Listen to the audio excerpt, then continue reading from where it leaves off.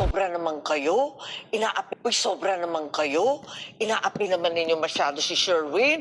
Senate President namin yan. Kaya lang, yan na nga yung sinasabi ko, nakakatawa tuloy yung itsura niya. Kasi bakit dalawa sila doon sa itaas? Alam naman natin, dati talagang ganon. Nung impeachment ni Presidente Erap, dalawa sila. Kasi nasa konstitusyon natin, kapag Pangulo, dapat, syempre, yung Chief Justice ang nakaupo, kasabay yung Senate President. Eto nga, nakakatawa tignan, kasi dalawa sila.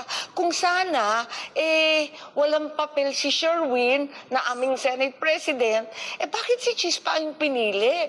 Yun na nga ang mahirap Kaya nga pinag-uusapan nga namin, natalo kami sa boto. Ang sa akin naman, kung napakaliwanag sa konstitusyon at napakaliwanag yung debate ni Christian Monson, ni Chief Justice Davide, ang liwanag sa debate nila, hindi na kailangan ilagay na Senate President ang uupong presiding kasi klaro naman, ang tanging exception lang kapag Pangulo, kaya Chief Justice. Yun lang naman ang liwaliwanag. Bakit pinag-debatehan pa? There's nothing to interpret. It's very clear. Ayan, napunta pa sa alanganin ng pobreng Sherwin. Pambihira naman. Pagkatapos noon, ginawa pa nila, they put it to a vote. Sa palagay ko, kahit bumoto pa ng 50 beses ang Senado tungkol sa konstitusyon, hindi namin mababago yan. Kasi constitutional yan. Kailangan i-amyenda yan through the usual process. Con-as, People's Initiative. Yun lang ang proseso. Hindi simpleng boto ng majority ng Senado makakapagpalit ng konstitusyon. Naku, yan ang nga sinasabi ko. Nag-umpisa sa mali, lahat ng susunod, mali-mali na.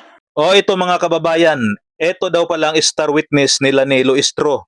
Ay naku po, marami pala itong di umano'y sabit at mala Ramil Madriaga pala ito mga kababayan. Naku po, mukhang hari din pala ito ng sablay. Naku po, grabe talaga ang mga witness na pinagkukuha nitong team ni Luistro mga kababayan. Ito pa, Attorney Ferdinand Topacio.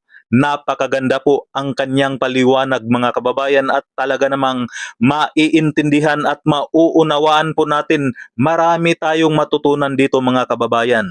Kung saan binasag po yung sinabi nung attorney na tumulo yung sipon Kaya ito na, wag na nating pagtagalin pa. Di po yun. Okay. Yun daw, Xerox, di ba merong statement? Di ba nag-object? Yung depensa, nagpe-present ng Xerox. Sabi noong sa prosecution, ang bagong rule ay yung photocopies are originals. Punta muna tayo sa general rule. Best evidence rule, Rule 130. Kapag ang issue ay yung nilalaman ng isang dokumento, dapat yung original. Kailan pwede na hindi original? Number 1, yung original ay nawawala. Hindi na mahanap. Pero kailangan patunayan mo yon sa korte. Okay. Number 2, yung original ay nasa kabilang panig at ayaw ibigay. Pwedeng photocopy. Number 3, yung original ay nasa kamay ng isang ahensya ng gobyerno. Hindi po yun.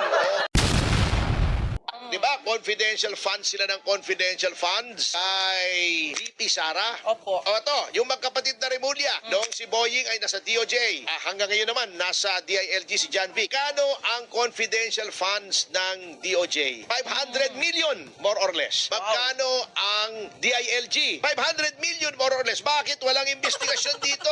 Tama ba? Naayos ba yun? 1 billion ang total niyang dalawang magkapatid. Wala! Yun ang sinasabing selective justice. Ang dami-daming mga congressmen, mga senador ang tumanggap ng kontribusyon sa mga contractors. Mga contractors na ngayon ay sangkot sa flood control. Pero bakit wala? Ayan po. Yung star witness ng prosecution na kanilang iniharap sa impeachment court, it's a total waste of time. Presenting him to be an expert na hindi naman pala. Tapos, hindi binanggit dito na meron pala siyang kinaharap na kaso at meron pang hiling na ilagay siya for preventive suspension. No, ang kaso niya ay hindi biro-biro. Arbitrary detention, delaying release, search warrants maliciously obtained and abuse in the service of those legally obtained, searching domicile without witness, falsification by public officer, employee, or notary, or ecclesiastic minister, perjury, robbery, extortion, theft, pagnanakaw. Mabigat ang kaso nito. It goes into the very character of the person presented to be an expert witness. Na gustong palusutin na siya ay eksperto at yung kanyang testimonya kahapon ay nagkabutas-butas na. Wasak ang prosecution sa sarili nilang opensa. Yung military and other law enforcement offices, yung Ombudsman Muleo, MOLEO. Ibig sabihin po ng MOLEO, military and other law enforcement offices. Tingnan ninyo kayo na po humusga. Wala ako sasabihin, kayo mahumusga. Naku. Ang reklamo laban sa kanya, isang joint complaint affidavit with motion for preventive suspension. No? Ito yung kanyang kasong kinaharap. Criminal case, ang criminal case na kinaharap ni Hilong Talilong ay violation of Articles 124. Ano ba yung Article 124 ng Revised Penal Code? Ito yung tinatawag na arbitrary detention. Mabigat na kaso yan, arbitrary detention. Meron din siyang violation ng Article 126. Ano yung Article 126? Delaying the release ng isang taong under detention at violation of Article 129. Ano po yung 129? Yung search warrants. Pakinggan ninyo search warrants maliciously obtained and abuse in the service of those legally obtained. Seryosong kaso ang kinakaharap nitong Hilong Talilong na si Agent John Marquez Calilong. And itong si Calilong, nahaharap sa kaso, ang daming aligasyon dito. Meron din siyang violation ng Article 130 of the Revised Penal Code. Anong kaso yan? Searching domicile without witness, bawal ho yun. Kasi pag may nagpunta sa inyong tahanan, pulis, kinakailangan yan, bago nyo papasukin, upang gampanan yung pag-search ng inyong tahanan or premises, merong testigo. Kinakailangan yung barangay captain, yung barangay kagawad, kung pwede may pari dyan sa tabi ng bahay nyo, may simbahan, pakiusapan yung pari. Kinakailangan merong testigo bukod doon sa magpapatupad ng search warrant. Bakit? Upang maiwasan yung pag-aabuso, upang maiwasan yung paglabag doon sa linalaman ng search warrant, sapagkat yung search warrant, malinaw doon, tukoy dapat doon. Ano lang bahagi ng inyong pamamahay ang dapat nilang halubugin? Ano lang ang kanilang hahanapin o hinahanap? Hindi pwedeng open search warrant yan. Malinaw dapat sa search warrant, tukoy dapat yung lugar sa inyong opisina, sa inyong warehouse, sa inyong pamamahay, kung saan man kayo, kung ano lang ang kanilang hahalugugin. At ano ba ang kanilang hahanapin? Kaya importante na may testigo dyan. So itong si Agent John Mark S. Calilong, yung nagpanggap na expert, ay nahaharap sa patong-patong na kaso. Pati Article 171, falsification by public officer, employee, or notary, or ecclesiastic minister. Violation of Article 183, perjury. Ito mabigat. Violation of Article 294, paragraph 5, robbery, extortion, and Article 308, theft, pagnanakaw. Ito po lahat nasa ilalim ng ating Revised Penal Code at Section 4 of Republic Act number 7438. Para lang alam ninyo, yung pagkatao nitong nagpapanggap, nagkaroon ng 2 linggo.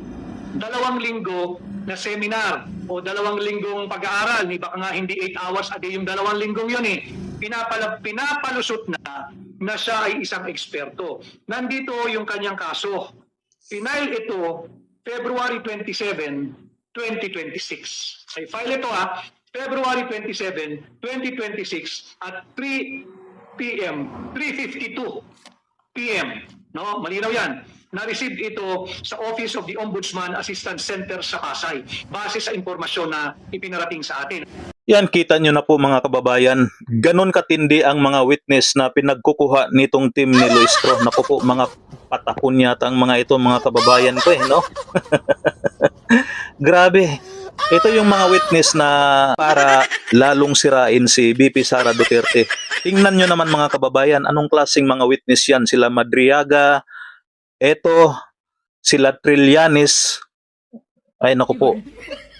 Naku, wala talaga mga kumbaga patapon.